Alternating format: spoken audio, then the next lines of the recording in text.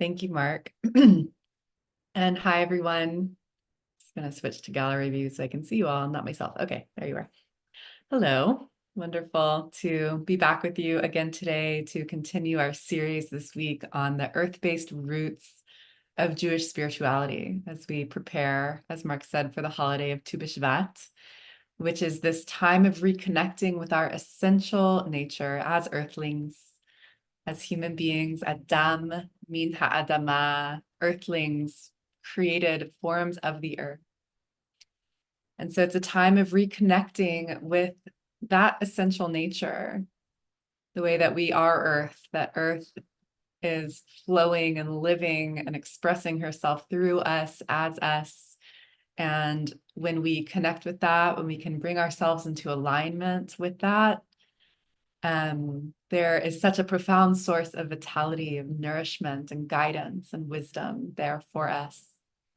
So this week we are following the format of the Tu B'Shvat Seder. These sessions are sort of inspired by the format of the Tu B'Shvat Seder, which was created by Jewish mystics and published in around the 18th century. And the Seder involves eating different kinds of fruit and guides us in contemplation and blessing through the four worlds of Kabbalah, which correspond to four dimensions, four interconnected dimensions of our being, as well as the four directions and the four elements. So I'm going to show you this image. Jed, I think I'm just going to share my screen. One moment. Oh. Okay, here we are. So this is an image that I created that kind of maps out, represents the four worlds here. Our mystical tradition is full of maps of the cosmos. And so one of those maps is the four, sometimes taught as five worlds. Another one that you might be familiar with is the Kabbalistic tree of life, which is represented here in the center, superimposed onto this woman with the 10 Sefirot. And that map also correlates to this map of the four worlds. So here we have, beginning with Earth, the world of matter, Asiya. This is our material world, the foundational level of our reality. And building upon Earth, we have in Asiya, we have the world of Yetzirah, the world of formation, which is connected to the element of water, the emotional dimension of our being, the feeling space. Building upon Yetzirah, we have Bria, the world of creation, which is associated with our intellect and the element of air. And then the next level up is Atzilut, the world of emanations, which is associated with the spiritual dimension of our being and the element of fire. So this is one of our maps from our mystical tradition of our universe, in the understanding that everything in the cosmos, everything in reality exists in a sort of micro to macro cosmic relationship and is interconnected. It's like a map of the differentiated oneness of being. And so this week, following the format of the Tu B'Shvat Seder, we're going to be journeying through these four worlds, really focusing on their elemental dimensions, right? Their earthly dimensions of earth, water, air, and fire through our own experience of them in our bodies. And in so doing, we can experience ourselves as more of an integrated whole, where body, heart, mind, and soul are integrated and in deep connection to the living world around us and to its rhythms and cycles. So today we begin at the beginning. We begin at the foundational level, the ground, that world of Asiya, which is the world of action, the world of materiality, the world of physicality, and the foundation for all of the other worlds. So all of these dimensions of our being and of our universe exist in an order that's helpful for us to understand how all these different dimensions of our being are connected. So Asiya, this world of action, of physicality, of materiality, is like our most obvious, most physical dimension of our reality. And they kind of grow in subtlety, right? Emotion is a little bit more subtle than physicality. Thought, mind is even more subtle. And then the spirit is the most subtle level. So this world of materiality, of physicality, the world of Asiya, this is the world of the body, this isness, right? We're in it, we can feel it, it's right here. In our tradition, this is the level of our reality where the light of the divine is considered to be the most concealed, the most hidden. And so our task here in this world of physicality and action is to reveal that godly light through our actions, to actually get to experience in our bodies, through our senses, the divine, right here, imminently on this material plane, so that this world of physicality can become a fitting dwelling place, like a temple, a mikdash, for Hashem, for Shekhinah, for the immanent divine. And of course, Asiya, this world of physicality, of action, is associated with the element of earth. This is the earthly plane, solid, material, physical, this body, these senses. And so this is where we begin, right here, paying attention to, becoming aware of, and feeling, inhabiting this physical body through our senses, our earthliness. And so I invite you, even right now in this moment, can you drop your attention, sort of descend the attention from the mind and deeply into the body, bringing the attention into the body. You can even begin with just feeling the ground beneath you, feeling your seat, feeling the way that this earth is constantly in every moment hugging us to her through the force of gravity, holding us.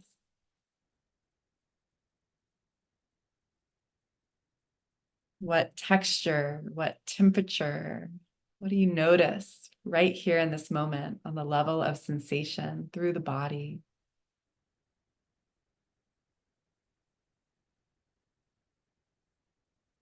I'm going to share a little bit more before we go into practice, but my invitation for you is to see if you can listen and take in even the teachings from the body. Can you stay connected to your body and even listen through the body, with the body? The body has a way of taking in information that is in a deeper place than the mind. It's not cognitive, and yet there's still a knowing.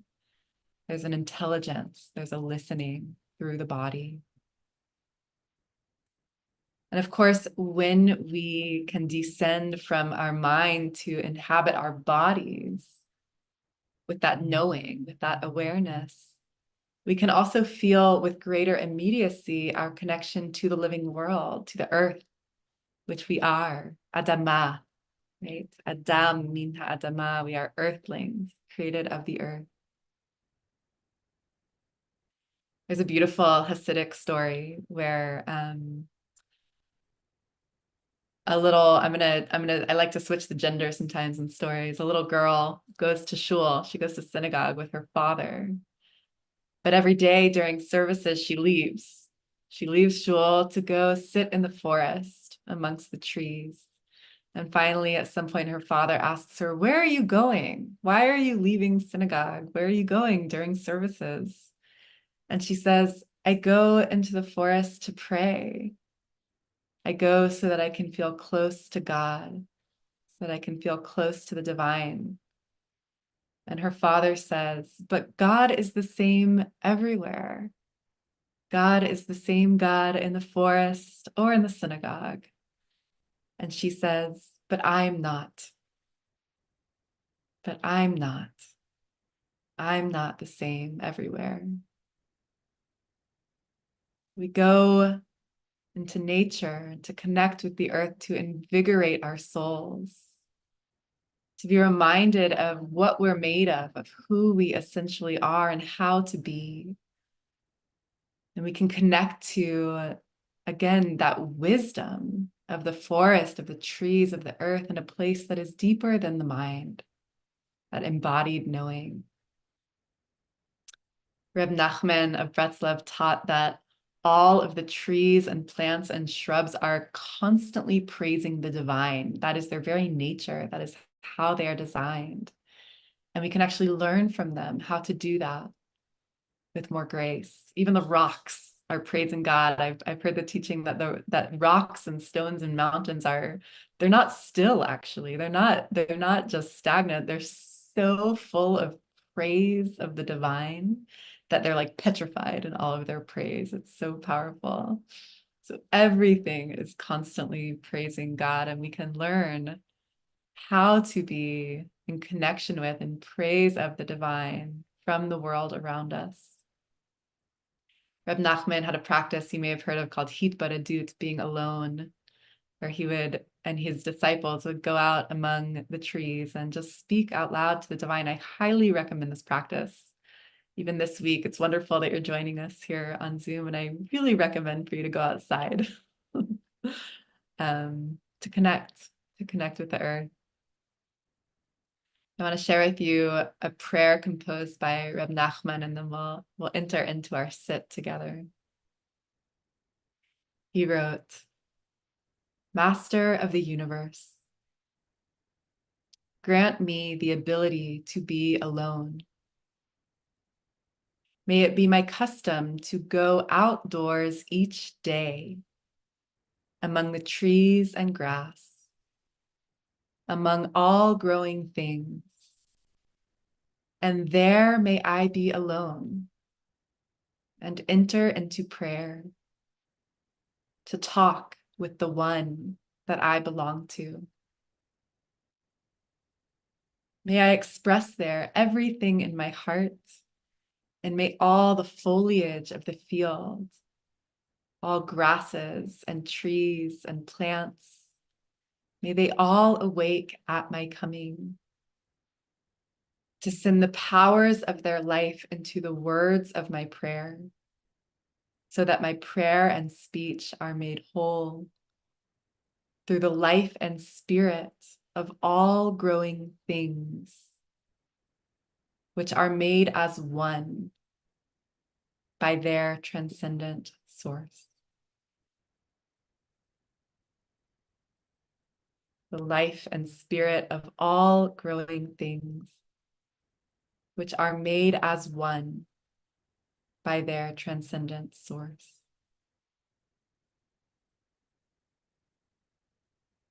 With that, I want to invite us into a practice of deeply inhabiting our earthly nature, this body, this physicality, vibrant with chayut, with life, life force, breathed into life by the divine in each moment. You can go ahead and invite the body to soften and relax. You might close your eyes if that's comfortable for you, or just soften your gaze. And again, I want to invite you to just take a few moments just to feel the ground beneath you.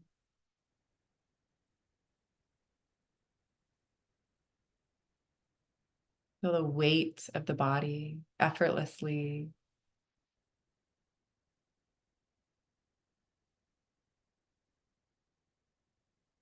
Coming close to the ground.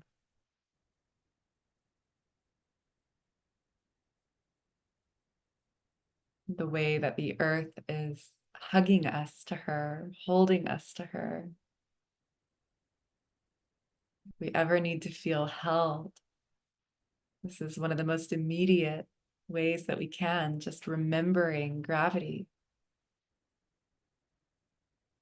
Remembering that the earth is here.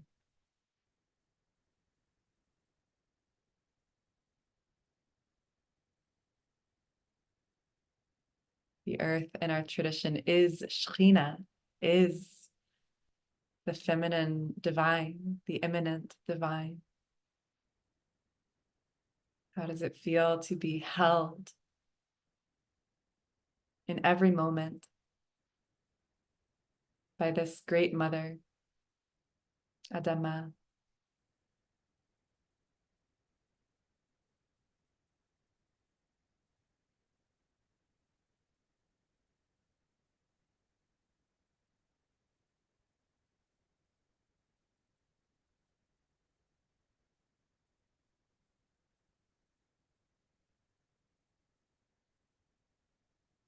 Dropping the attention into the body, becoming aware of the body from within the body. Welcoming the body to be here as it is. Noticing whatever sensation, whatever chayut, aliveness is here. Softness, warmth, pressure.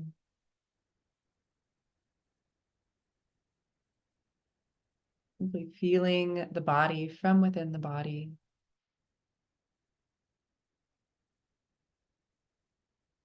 With awareness, with curiosity.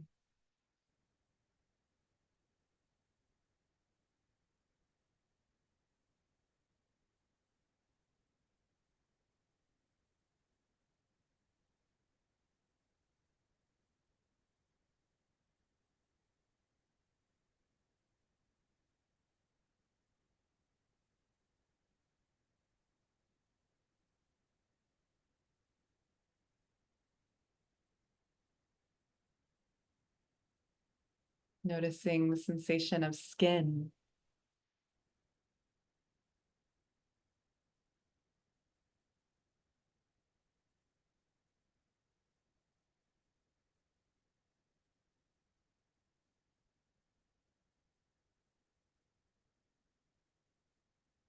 Bringing curiosity and awareness beneath the skin to the flesh,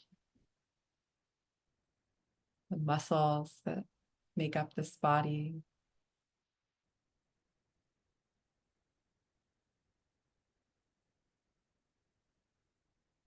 We bring awareness there. We bring love there.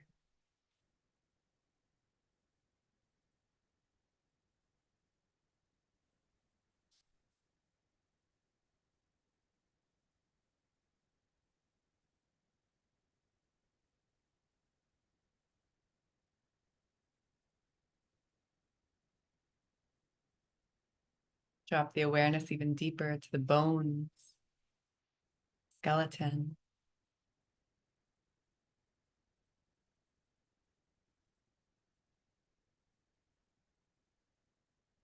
like the rocks of this earth. Psalmist wrote, all of my bones, kol etzmotai, praise the divine.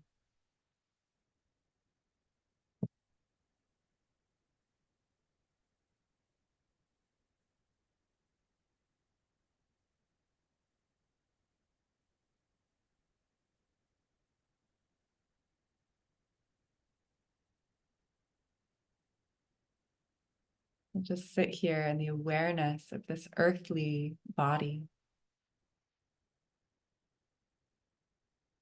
feeling the body from within, the chayut, the aliveness, pulsating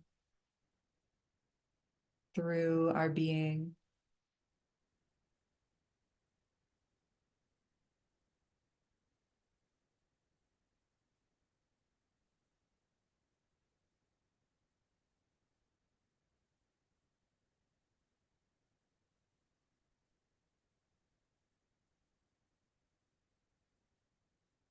With every breath.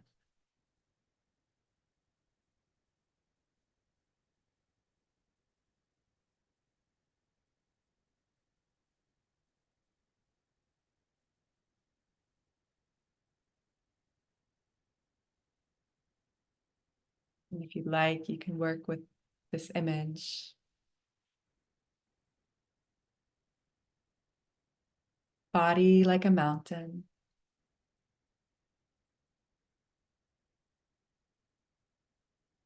Breath like the breeze.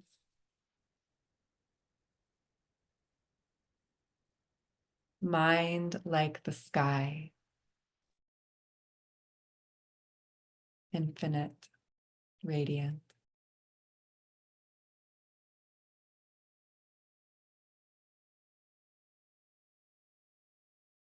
Body like a mountain. Breath like the breeze. Mind like the sky.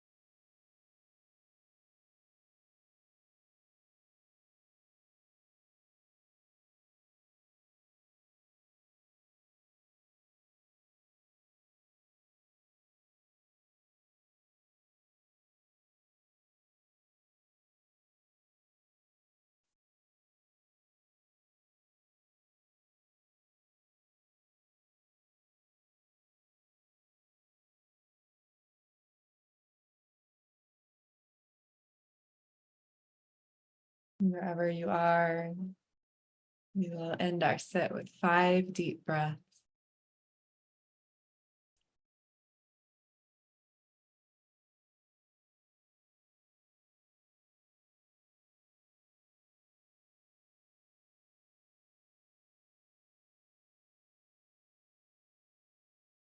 As you're ready, you can open your eyes if they've been closed and rejoin us here on the screen. Thank you all so much for your practice, your presence, and I hope to see you again tomorrow. My invitation, if you're joining us the whole week, is really to spend today deeply inhabiting the body. A great way to do that is paying attention to movement, to walking, to eating.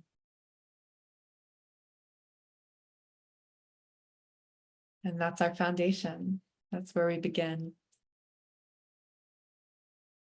So, thank you. Many blessings. Thanks so much, Rebecca. Guiding us so beautifully today. Journey.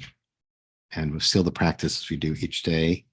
I'm inviting everyone to stay present, please, for those who are in mourning or observing a yard site, or those for whom it's the custom to join in the mourner's Kaddish. And if you're not reciting Kaddish, please stay present. For those who are, offer your compassionate support.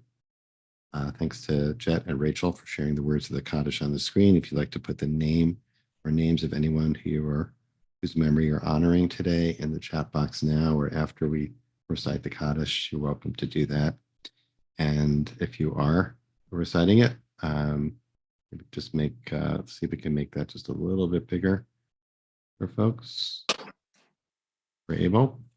If you're reciting Kaddish, I invite you to join me by rising in body or in spirit, and you can unmute at this time. Yitkadal, Yikadash, Shemei Rabbah, Ramad Yivach, Hey Yamich Malchutei, Hayechon Yamechu, Haye Dechol Beit Yisrael, Zman Kariv Yivru, Yehi Shmei Rabbah Mevarach, Olam Olamei Amaya, Yitbarach, Yishtabach, Adar, Lev, Val, Shemet, Kusha, Ela, Mikol, Birchat, Shemata, Ata, Mechemata, Anach, Kesh, Lama Rabba, Min Shemaya, Reim Aleinu Shalom Yimromo, Shalom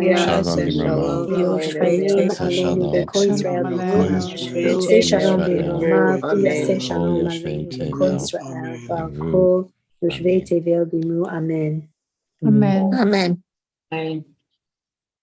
And friends, thank you so much for joining us today for the second in the series of 5 daily meditations that Rebecca is leading this week on practicing with the elements so that we can really immerse deeply in the themes, the meaning, and the actual experience of Tu B'Shvat.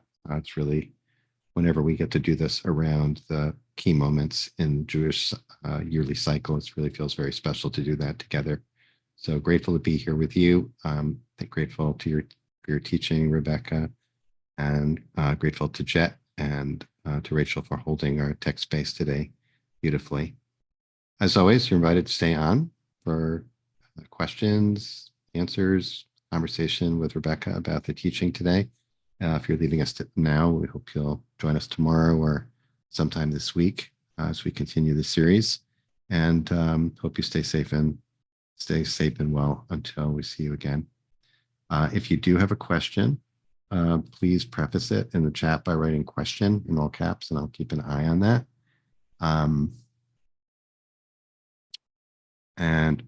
So let's see. The source sheet is the same as yesterday, right, Rebecca? It's for the whole week. Thank you. Just a beautiful literally grounding practice today for us as we move through these 4 worlds, these 4 dimensions. Something that felt, I don't know, I guess it sparked my mind a little bit in some way was that we start with the most accessible dimension, this dimension of the body and of the earth, because it's here, we're right here. And it's tangible, material, the most material of these. Emotions, thought, and spirit are all immaterial. This is material. So in some ways, it's the most accessible. And maybe, it's because I'm older. I don't know, maybe that there's also something that is challenging about being aware because it's also the most temporal and the most temporary of the aspects of ourselves, right? And when we get to Friday, that will be the least temporal, the most eternal aspects of ourselves. So it just struck me as interesting. I wanted to see if you have any thoughts about that, about, I was thinking about it in terms of your invitation, which is a great one, and that beautiful story. I love the story about, leaving the shul, going out to the forest and being a different person in the forest than in shul. I imagine many people here could relate to that.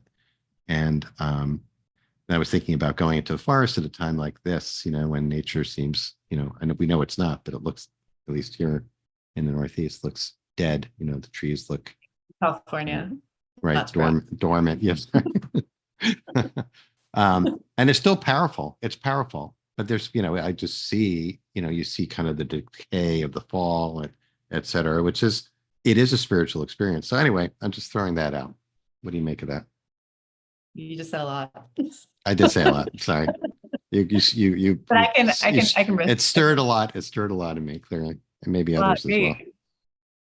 Yeah. So I'll just share some thoughts as they're arising related to some of the things you just mentioned. Number one, around I don't mean to brag. I am in California. The weather here is generally mild year round, and it has been rainy, but I know it's quite different on the East Coast and in places where it's colder. And as we spoke about yesterday, that's really not a problem. And actually, one of the great gifts and I think real wisdoms in connecting, and not just connecting to the rhythmic seasonal cycles that our planet goes through and that our bodies go through, but really trusting and appreciating the intelligence of them, is the understanding that everything has its season, right? And so there is a time for blooming and the fullness of expression and the ripening, and there's a time for lying fallow and a time for the frozenness and the waiting and the stillness.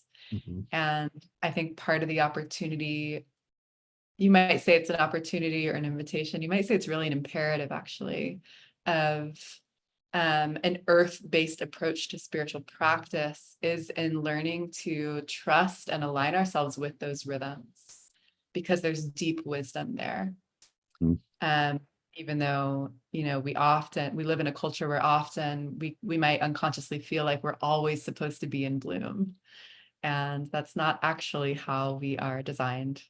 Of course, it depends where we are in the world, right? It's part of the wonder of our world that every place on the planet has a different climate, a different geography, different landscape that in many ways really shapes the cultures and the traditions and practices that emerge from Mhm. those particular places. So, spiritual traditions that arise in the jungle and the Amazon are going to be different than ones that arise here in North America, and indigenous traditions, or the ones that arose in ancient Israel, Right. um, and the lands where Jewish tradition first began to really emerge. Yeah. Um, yeah. Even though I just said what I said, at the same time, I think when I'm in the forest at this time of year, I also am, I see the kind of the death, the quote death, but then I realize actually it's not. It's all like everything is becoming part of what's being renewed in some way, right? There's decay of the trees are decaying, but they provide, the leaves are decaying. Everything that decays becomes part and parcel of what is coming, what is being renewed. So it's all, I get past the illusion of that separateness. Oh, the leaf died. Right. Poor leaf. Yeah, and this, Mark, relates to another point you made that sparked for me, the contemplation really around what is eternal. Because Mhm. I don't know that anything actually, things die in the relative sense. Mhm. People die, things die in the relative sense. But when we zoom out, and actually learned this in a big way when I got to observe a kosher slaughtering, where they spoke of the death of the animal very explicitly as actually a transformation from one form of life into another. Mhm. Uh, and if we can zoom out also from our consciousness as a separate being, like I'm Rebecca, this being in this body who is temporary, right? I will die, we will all die in our time. If we can zoom out I think there's another way of looking at that and appreciating that truth of transformation. Like, so my soul will leave this body, my breath will leave this body, and I don't know where it will go. But this body, what happens to this body? This body returns to the earth. The body doesn't disappear. It Right. transforms, it's Right. returned to the earth it arose, and it actually continues in that way, being a part of life. And so I don't know that there's any dimension actually of our being, body, heart, mind, or soul, that's more or less temporal than any other. It's just that everything is constantly changing and transforming. And when we can shift our perspective, Mhm. that gives us different ways of contemplating how all of it's part of this planetary whole. That's beautifully put. Thank you for that. It's a very important, a really a good and important question from Andrew, who wrote that on one hand, the body's most accessible of these dimensions, but on the other, it is, and Andrew says, it's my lifelong practice, the greatest challenge to access my body given childhood psychological defense tools of dissociation. So, if we're maybe would be helpful for a number of people to, to comment on how to adapt this practice or how to just sort of engage in it from a trauma sensitive perspective, would you say? Yeah, thank you, Andrew. This is so important. And what we know about trauma now is that trauma is it's held in the body. Trauma is held in the body and it is healed through the body. Mm-hmm. And, in our tradition, one of our kind of frameworks from a mystical and spiritual perspective is this idea that Shekhinah, the feminine divine or the immanent dimension of the divine, which I spoke to of today as earth, like Mm-hmm. Shekhinah is earth, is materiality, is this body. So this idea that Shekhinah is in exile. Mm-hmm. Shekhinah is in exile, and one of our most fundamental goals here, purposes here, like the direction of our spiritual work and path is to bring her home, is to find our way back home to being able to deeply inhabit this body and this earth so that it can be a dwelling place for the divine, that we can experience that divine light and truth of the divine through this very experience. And in a big picture way, you could say that is our work, that is the tikkun, that is the repair that is needed in our own bodies and in our world. And I share that just to like acknowledge, and to emphasize, Andrew, I think what you're bringing up is something that so many of us experience on so many different levels, whether that's disconnection from our own body, or we've had a lifetime of pain or disassociation or objectification of our bodies, not listening, right? Trying to control judgment. These are things that are so prevalent in our culture for many reasons. And there are similar disconnections from the earth that we experience especially just in our modern day. And our work, so much of our work is about coming back into connection. And it can be a slow process, a process of moving the needle. It's a process that really asks for a lot of gentleness because of the trauma and the pain that so many of us hold. And it's a life path. It's a life path. Yeah. In terms of like to get like tachlis and very practical about it, in terms of meditation, if someone is feeling dysregulated or dissociated in the moment from bringing Yeah. it from anchoring attention in the body, what suggestions would you have?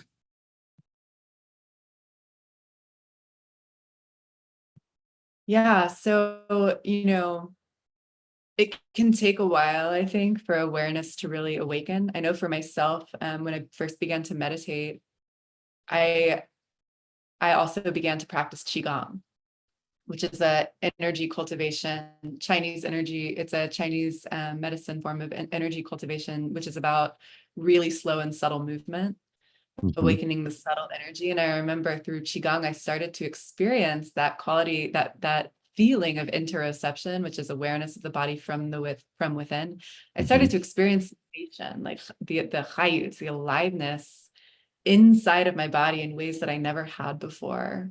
And so it's something that through yoga, through qigong, through tai chi, we can start to just again slowly awaken that awareness through continuing to place our awareness there. And also from a trauma-informed perspective, it's very possible, if not likely, that there's disassociation for a reason. And so when we're bringing our attention to our body, if we find that we're in a state of disassociation, it's important to also be aware of where there might be overwhelm, where there might be strong emotion arising. Do we have the tools and resources we need to be with whatever emotional content might be there, might awaken? And we certainly never want to go into a place of overwhelm. So if that's happening, that would be a place to maybe back off actually and Yeah. pursue other modes of inquiry, whether that's in therapy or talking with a trusted friend, other ways to understand what might be there. Yeah. Some other suggestions, some I've heard have been, to draw the attention a little bit outward, maybe to the sound in the room, or to look around, to look Yeah. at the corners, or to notice things that are in your space, to find a window of regulation. And there's one more question. Maybe we can sneak it in last minute. Maybe I this is just a want to quickie. also say, Yeah. well, windows of regulation, and also anytime we're paying attention to any of the senses, we are being we're aware of the body. So that doesn't Right. have to be perception. It could be sight, it could be Right. sound. Right. That's good. Thank you for that. That's great. So Carol is connecting the framework to Thich Nhat Hanh teaching, body like a mountain, breath like the breeze, mind like the sky, and is wondering what about heart, which I guess heart is tomorrow, right? Yes. About that first, how's that for a segue? That's why I want to squeeze it in. Stay tuned for the heart tomorrow. Yeah. I mean, so yes, that is from a Thich Nhat Hanh teaching. And in terms of the four worlds, elementally, the heart space would be associated with water. So we will get into that tomorrow. Okay. All right, everyone. Thanks, Rebecca. As beautiful as always. And really looking forward to the rest of the week together. Thanks to Rachel and Jet for holding our space. And of course, as always, thanks to each of you for your incredible devotion and dedication. Just wonderful to have this shared commitment to showing up for each other and with each other each day. So may you stay safe and well. And we hope to see you tomorrow at our usual time. Many blessings until then. Take care.